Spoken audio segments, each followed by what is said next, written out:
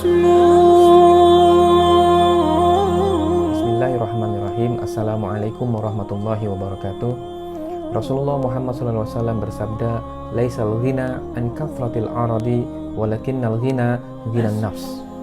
Bahwa kekayaan yang hakiki itu bukanlah lantaran banyaknya harta, tetapi kekayaan yang hakiki itu adalah kekayaan jiwa. Maka orang yang kaya adalah orang yang merasa cukup dengan apa yang Allah Subhanahu wa Ta'ala berikan kepada dirinya pada saat itu. Ia tidak cemburu pada apa yang dimiliki orang lain, dan ia juga tidak meminta-minta untuk dilebihkan atas apa yang ada pada dirinya. Maka bisa kita lihat ada dua jenis kekayaan. Yang satu yang sifatnya physical, terlihat, dan yang satu lagi yang sifatnya abstrak.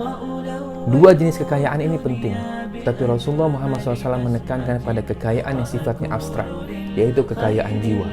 Karena kekayaan sifatnya physical, boleh jadi ia tidak memberikan manfaat kepada lingkungan.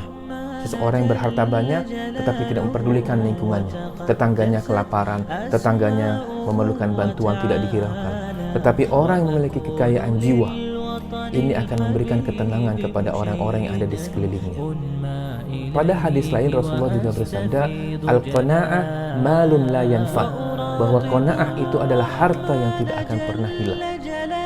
Bisa dibayangkan bahwa Rasulullah menyebut sesuatu yang abstrak, qanaah, itu sebagai harta. Maka dalam hal ini, kalau di-refer pada hadis yang sebelumnya, kita bisa buat koneksi bahwa qanaah ini adalah bagian dari kekayaan jiwa. Apa itu qanaah? Qanaah adalah merasa cukup dengan apa yang Allah Subhanahu wa Ta'ala berikan. Dan qanaah adalah tajuk pada bab yang ke-6 pada buku Tasawuf Modern karya Buya Hamka yang akan kita bahas pada episode kali ini. Banyak umat Islam yang salah dalam memahami qanaah. Qanaah bukanlah menyerah atau putus asa atau malas bekerja disebabkan keperluan yang sudah terpenuhi. Ini adalah kesalahan yang umumnya difahami oleh kebanyakan manusia, kata Buya Hamka, yang pada ujungnya nanti menyalahkan agama dengan mengatakan bahwa agama senantiasa mengajak umatnya untuk menjauhi dunia, sehingga membuat manusia menjadi pemalas, menerima takdir saja, terima saja apa yang ada dan tidak perlu berlepas diri dari situasi yang ada. Sesungguhnya skop atau area qanaah itu adalah pada hati yang tidak mengeluh, bukan pada tangan yang tidak ikhtiar atau tidak bekerja. Maka kita terus bekerja secara profesional, bukan lantaran harta yang ada saat ini itu belum mencukupi, bukan. Tetapi orang hidup memang perlu bekerja. Orang hidup memang tidak boleh menganggur.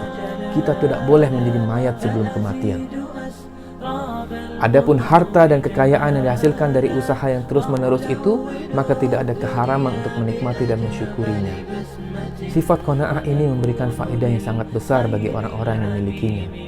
Wabil khusus ketika keadaan-keadaan sulit, di mana mungkin ia menghadapi kebangkrutan, ia menghadapi musibah atau bencana yang mengakibatkan hartanya untuk hilang dari tangannya.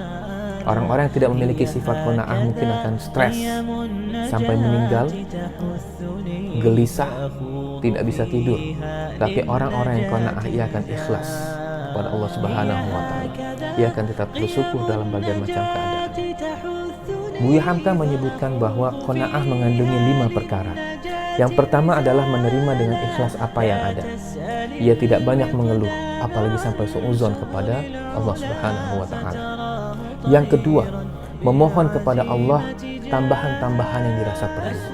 Jadi qanaah bukan berarti tidak boleh berdoa untuk meminta ditambahkan rizkinya agar bisa memenuhi keperluan-keperluan yang lain. Ya. Bukan berarti dia harus terima saja tanpa kemudian meminta kepada Allah Subhanahu wa Ta'ala. Ya. Yang ketiga, setelah ia meminta, maka ia wajib untuk berusaha. Maka qanaah ini harus dibarengi dengan usaha yang real. Dia harus bekerja. Ya.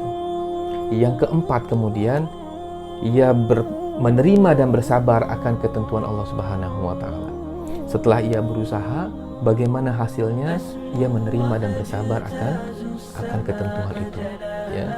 Nah, yang kelima adalah tidak tertarik dengan tipu daya dunia. Ya.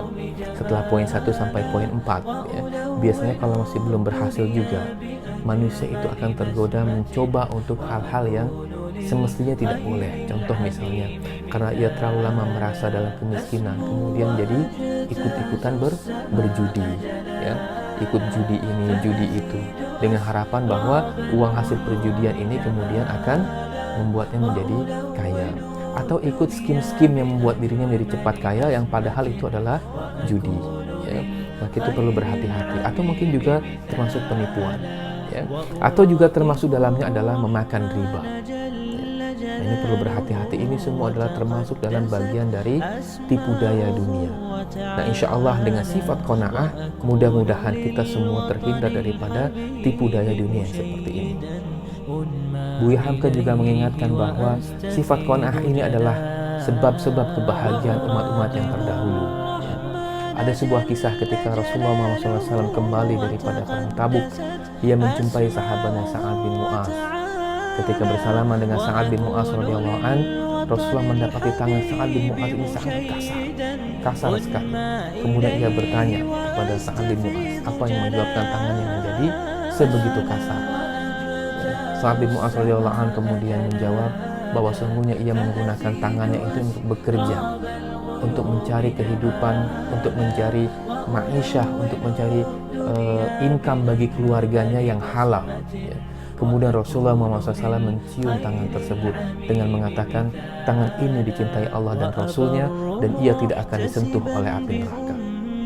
Jadi ini makna dari qanaah yang diberikan contoh oleh Buya Hamka dalam buku Tasawuf Modern ini. Terakhir pada bab ini, Buya Hamka mengingatkan agar kita menjadi orang-orang yang qanaah dan zuhud, ya. Dan beliau mengatakan tidaklah seseorang itu dikatakan zuhud lantaran ia tidak berharta. Namun orang yang zuhud ialah orang yang ibadahnya dan penghambaannya kepada Allah Subhanahu wa taala tidak dipengaruhi oleh harta walaupun seluruh isi bumi ini ia yang punya. Wallahu a'lam bishawab, semoga bermanfaat dan kita akan berjumpa lagi pada episode berikutnya di bab selanjutnya. Assalamualaikum warahmatullahi wabarakatuh.